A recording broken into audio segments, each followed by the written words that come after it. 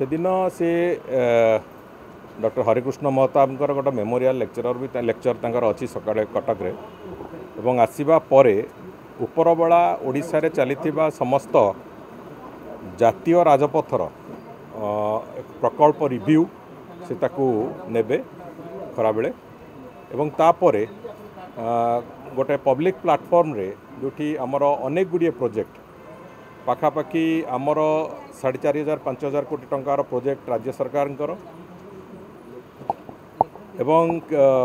National highway authority अनेक गुड़िए projector शिलान्यास एवं उद्घाटन प्रक्रिया से गुड़िक पाखापाखि 16टी प्रकल्प बड़ प्रकल्प नेशनल हाईवे अथॉरिटी तादरे इनागुरेशन आउ शिलान्यास प्रक्रिया से ताकू भी करेंगे एवं ता सहित आहरी अनेक गुड़िए प्रकल्प राज्यर एवं जो प्रकल्प गुड़िक तादरे भी तांकर शिलान्यास एवं उद्घाटन प्रक्रिया रहिबो। एहा बादे आशा करूछु आमे जे से दिन गोटे बड़ अनाउंसमेंट भी से करिवे रोड सेक्टर रे ओडिशा प्रदेश को केंद्र सरकार सहायता बाबद रे गोटे बड़ अनाउंसमेंट भी तांकर हबार योजना रही से बाबद आहरी स्पष्टता आसीबो किंतु